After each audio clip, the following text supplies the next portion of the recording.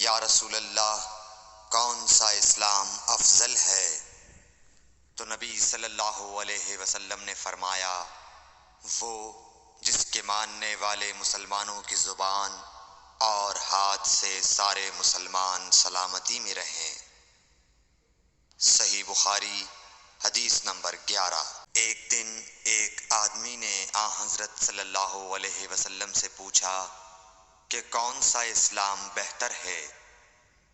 فرمایا، یہ کہ تم کھانا کھلاؤ اور جس کو پہچانو اس کو بھی اور جس کو نہ پہچانو اس کو بھی، الغرض سب کو سلام کرو۔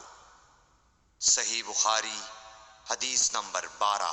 حضور اکرم صلی اللہ علیہ وآلہ وسلم نے فرمایا، تم میں سے کوئی شخص ایماندار نہ ہوگا جب تک اپنے بھائی کے لیے وہ نہ چاہے جو اپنے نفس کے لیے چاہتا ہے۔ صحیح بخاری حدیث نمبر 13۔ رسول کریم صلی اللہ علیہ وسلم نے فرمایا، قسم ہے اس ذات کی جس کے ہاتھ میں میری جان ہے، تم میں سے کوئی بھی ایماندار نہ ہوگا جب تک میں اس کے والد اور اولاد سے بھی زیادہ اس کا محبوب نہ بن جاؤں۔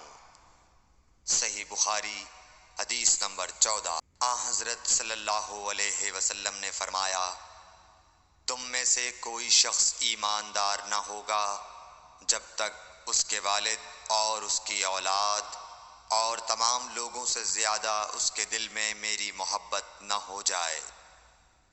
صحیح بخاری حدیث نمبر 15۔ نبی کریم صلی اللہ علیہ وآلہ وسلم نے فرمایا، تین خصلتیں ایسی ہیں کہ جس میں یہ پیدا ہو جائیں اس نے ایمان کی مٹھاس کو پا لیا۔ اول یہ کہ اللہ اور اس کا رسول اس کے نزدیک سب سے زیادہ محبوب بن جائیں۔ دوسرے یہ کہ وہ کسی انسان سے محض اللہ کی رضا کے لیے محبت رکھے۔ تیسرے یہ کہ وہ کفر میں واپس لوٹنے کو ایسا برا جانے جیسا کہ آگ میں ڈالے جانے کو برا جانتا ہے۔ صحیح بخاری حدیث نمبر 16۔ حضور اکرم صلی اللہ علیہ وآلہ وسلم نے فرمایا، انصار سے محبت رکھنا ایمان کی نشانی ہے اور انصار سے کینہ رکھنا نفاق کی نشانی ہے۔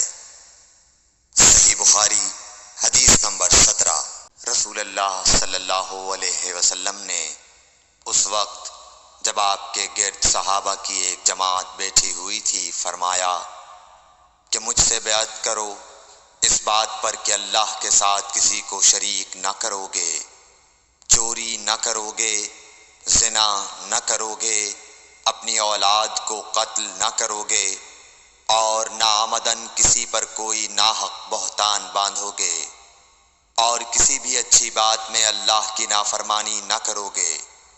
جو کوئی تم میں اس عہد کو پورا کرے گا تو اس کا ثواب اللہ کے ذمہ ہے، اور جو کوئی ان بری باتوں میں سے کسی کا ارتکاب کرے اور اسے دنیا میں اسلامی قانون کے تحت سزا دے دی گئی تو یہ سزا اس کے گناہوں کے لیے بدلہ ہو جائے گی، اور جو کوئی ان میں سے کسی بات میں مبتلا ہو گیا اور اللہ نے اس کے گناہ کو چھپا لیا تو پھر اس کا معاملہ اللہ کے حوالے ہے، اگر چاہے معاف کرے اور اگر چاہے سزا دے دے۔ عبادہ کہتے ہیں کہ پھر ہم سب نے ان سب باتوں پر آپ صلی اللہ علیہ وسلم سے بیعت کر لی۔ صحیح بخاری حدیث نمبر 18۔ رسول اللہ صلی اللہ علیہ وسلم نے فرمایا، وہ وقت قریب ہے جب مسلمان کا سب سے عمدہ مال اس کی بکریاں ہوں گی، جن کے پیچھے وہ پہاڑوں کی چوٹیوں اور برساتی وادیوں میں اپنے دین کو بچانے کے لیے بھاگ جائے گا۔ صحیح بخاری حدیث نمبر 19۔ رسول اللہ صلی اللہ علیہ وسلم کسی کام کا حکم دیتے تو وہ ایسا ہی کام ہوتا جس کے کرنے کی لوگوں میں طاقت ہوتی۔ اس پر صحابہ کرام نے عرض کیا کہ یا رسول اللہ، ہم لوگ تو آپ جیسے نہیں ہیں، آپ تو معصوم ہیں اور آپ کی اللہ پاک نے اگلی پچھلی سب لغزشیں معاف فرما دی ہیں، اس لیے ہمیں اپنے سے کچھ زیادہ عبادت کرنے کا حکم فرمائیے۔ یہ سن کر آپ ناراض ہوئے، حتیٰ کہ خفگی آپ کے چہرہ مبارک سے ظاہر ہونے لگی۔ پھر فرمایا کہ بے شک میں تم سب سے زیادہ اللہ سے ڈرتا ہوں اور تم سب سے زیادہ اسے جانتا ہوں، پس تم مجھ سے بڑھ کر عبادت نہیں کر سکتے۔ صحیح بخاری حدیث نمبر 20۔